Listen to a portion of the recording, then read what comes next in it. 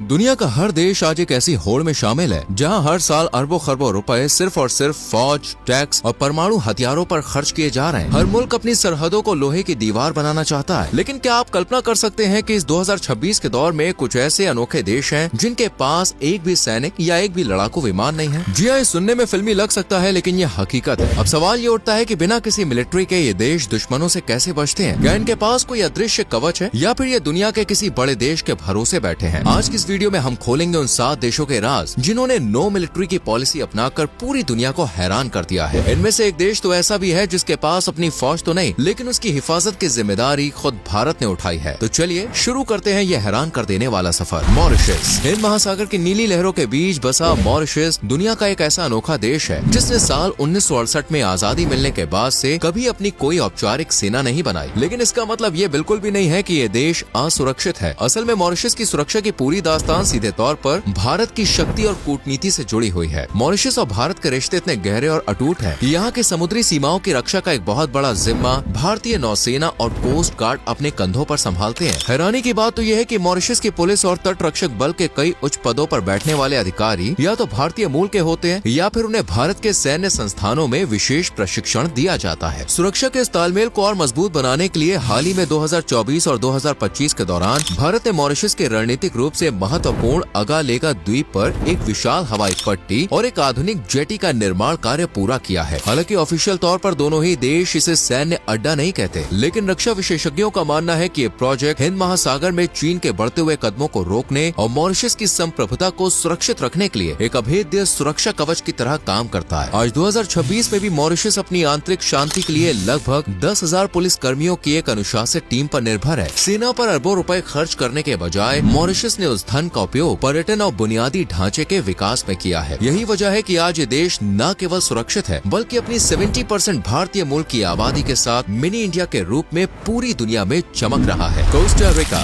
मध्य America का एक छोटा सा देश कोस्टा रिका आज पूरी दुनिया के लिए शांति और बुद्धिमानी की एक ऐसी मिसाल है जिसे देखकर बड़े बड़े शक्तिशाली देश भी हैरान रह जाते हैं। जहाँ दुनिया के ज्यादातर मुल्क अपनी ताकत दिखाने के लिए मिसाइलें, टैंक और परमाणु हथियार इकट्ठा करने की होड़ में लगे रहते हैं, वहीं कोस्टा रिका ने साल 1948 में एक बहुत ही साहसी और ऐतिहासिक फैसला लिया था। एक सिविल वॉर को झेलने के बाद यहाँ की सरकार ने अपनी सेना को हमेशा हमेशा के लिए खत्म कर दिया और इसे अपने संविधान का हिस्सा बना दिया। आज 2026 के दौर में जब दुनिया भर में रक्षा बजट आसमान छू रहा है, ऐसे में कोस्टा रिका ने साबित कर दिया है कि सुरक्षा के लिए सेना का होना अनिवार्य नहीं है। सेना को खत्म करने के बाद कोस्टा रिका ने अपनी रक्षा बजट का सारा पैसा शिक्षा, स्वास्थ्य सेवाओं और पर्यावरण संरक्षण में निवेश करना शुरू किया। अब आपके मन में ये सवाल जरूर आ रहा होगा कि अगर कल को कोई दुश्मन इस देश पर हमला कर दे तो इसकी रक्षा कौन करेगा? आपको बता दे, Costa Rica Inter American Treaty of Reciprocal Assistance का एक महत्वपूर्ण हिस्सा है। इस संधि के तहत अगर कोस्टा रिका पर कोई भी बाहरी हमला होता है तो अमेरिका समेत कई पड़ोसी देश कानूनी रूप से इसकी रक्षा करने के लिए बाध्य हैं। वहीं आंतरिक सुरक्षा और सीमाओं की निगरानी के लिए यहाँ एक बेहद अनुशासित पब्लिक फोर्स काम करती है। ये बल भले ही एक पुलिस इकाई है, लेकिन इसके पास सीमा सुरक्षा और नशीली दवाओं की तस्करी रोकने के लिए विशेष कमांडो यूनिट्स भी है। आइसलैंड। उत्तरी अटलांटिक महासागर की ठंडी लहरों के बीच बसा आइसलैंड एक ऐसा देश है जो अपनी कुदरती खूबसूरती, धधकते ज्वालामुखियों और बर्फीले ग्लेशियर्स के लिए फेमस है। लेकिन इस देश की सबसे हैरान कर देने वाली सच्चाई ये है कि साल 1869 के बाद से यहाँ की अपनी कोई स्थायी सेना नहीं है। आज 2026 के दौर में जहाँ पूरी दुनिया युद्ध के साए में जी रही है और हथियार जुटाने की होड़ मची है, ऐसे में आइसलैंड ने बिना किसी एक भी सैनिक, टैंक या लड़ाकू विमान के खुद को दुनिया का सबसे सुरक्षित देश बनाए रखा है।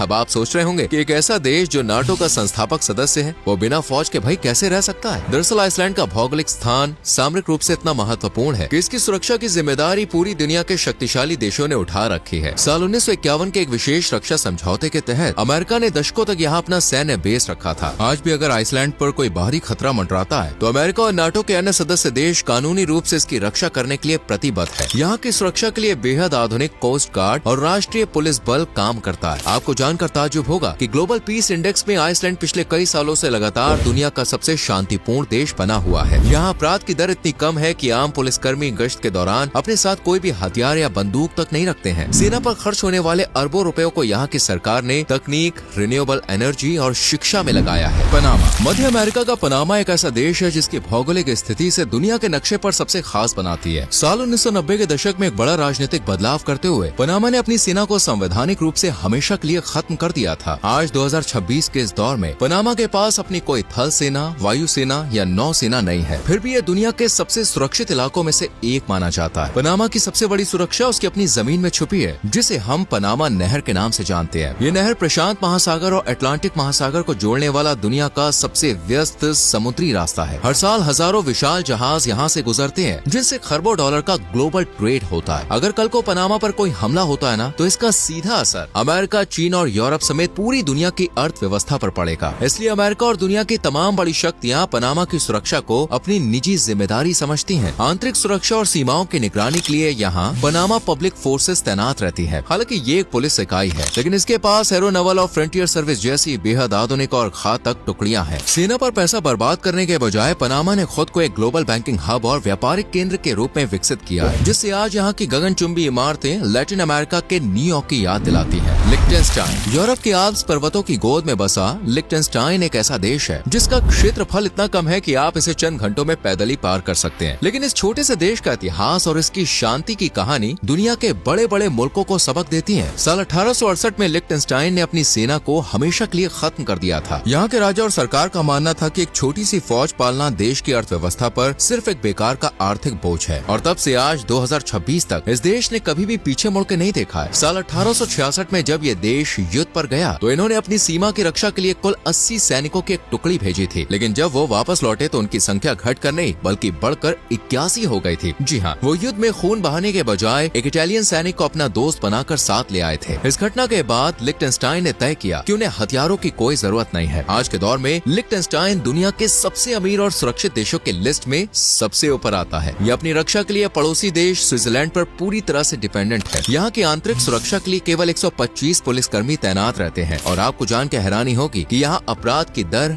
0 के बराबर है। सेना पर एक भी पैसा खर्च न करने की बदौलत लिक्टेनस्टाइन ने अपनी पूरी ताकत हाईटेक इंडस्ट्री और बैंकिंग सेक्टर को मजबूत बनाने में लगा दी है। समोआ। पैसिफिक ओशन की नीली लहरों और ऊंचे ताड़ के पेड़ों के बीच बसा समोआ एक बेहद खूबसूरत और शांत द्वीप राष्ट्र है। इस देश की सबसे बड़ी खासियत यह है कि साल 1962 में न्यूजीलैंड से आजादी मिलने के बाद से समोआ ने कभी भी अपनी कोई सेना बनाने की जरूरत महसूस नहीं की। आज 2026 के इस दौर में जहाँ दुनिया के कई छोटे द्वीप देश अपनी सुरक्षा के लिए हथियार जुटा रहे हैं, ऐसे में समोआ ने अपनी पूरी ऊर्जा अपनी अनूठी संस्कृति और पर्यावरण को बचाने में लगा दी है। समोआ की सुरक्षा का असली राज उसके और न्यूजीलैंड के बीच हुए एक ऐतिहासिक और अटूट भरोसे वाले समझौते में छिपा है। साल 1962 की फ्रेंडशिप ट्रीटी के तहत न्यूजीलैंड ने जिम्मेदारी उठाई है कि समोआ पर कोई भी बाहरी खतरा या हमला अगर होता है तो न्यूजीलैंड की सेना उसकी सुरक्षा के लिए तुरंत ढाल बनकर खड़ी होगी। इतना ही नहीं, न्यूजीलैंड की वायुसेना और नौसेना समय समय पर सीमाओं के समुद्री आर्थिक क्षेत्र की निगरानी भी करती रहती है, ताकि वहाँ अवैध शिकार या तस्करी को रोका जा सके। आंतरिक शांति और कानून व्यवस्था बनाए रखने के लिए यहाँ की समोआ पुलिस सर्विस 24 घंटे काम करती है। सेना पर होने वाले भारी भरकम खर्च को बचाकर समोआ ने उस धन का उपयोग शिक्षा, बुनियादी ढांचे और पर्यटन को बढ़ावा देने में किया है। यही वजह है कि आज समोआ न केवल सुरक्षित है बल्कि अपनी सादगी और शांतिपूर्ण जीवन शैली के कारण दुनिया भर के पर्यटकों के लिए एक पसंदीदा स्वर्ग बना हुआ है। Vatican city. इटली की राजधानी रोम के दिल में बसा वेटिकन सिटी दुनिया का सबसे छोटा और सबसे पवित्र देश माना जाता है। मात्र 144 हेक्टेयर में फैले इस देश की आबादी किसी एक छोटे मोहल्ले से भी कम है, लेकिन इसकी सुरक्षा और रसूख पूरी दुनिया में बेमिसाल है। साल 1970 में पोप पॉल 6 ने वेटिकन की पुरानी सैन्य इकाइयों को भंग कर दिया था, और तब से आज 2026 तक इस नन्हे से देश के पास अपनी कोई पारंपरिक थल सेना, वायुसेना या नौसेना नहीं है। वेटिकन सिटी की सुरक्षा की कहानी 2 हिस्सों में बटी है, आंतरिक और बाहरी। पोप और वेटिकन पैलेस की निजी सुरक्षा की जिम्मेदारी दुनिया की सबसे पुरानी और सबसे रंगीन सेना स्विस गार्ड्स के कंधों पर है। ये सैनिक असल में स्विट्जरलैंड के नागरिक होते हैं जो आधुनिक हथियारों और मार्शल आर्ट्स में बेहद माहिर होते हैं। लेकिन जब बात आती है पूरे देश की बाहरी सीमाओं की रक्षा की, तो ये जिम्मेदारी आधिकारिक तौर पर इटली की सेना संभालती है। वेटिकन सिटी और इटली के बीच हुए लैटरन ट्रीटी के तहत इटली इस पवित्र शहर की सीमाओं की रक्षा करने के लिए कानूनी रूप से प्रतिबद्ध है। बिना किसी भारी भरकम सैन्य बजट के वेटिकन सिटी ने अपनी पूरी एनर्जी और संसाधन धर्म, कला और विश्व शांति के संदेश को फैलाने में लगा दिए हैं। यही वजह है कि बिना किसी टैंक या मिसाइल के भी ये छोटा सा देश दुनिया के सबसे सुरक्षित और सम्मानित स्थानों में से एक बना हुआ है।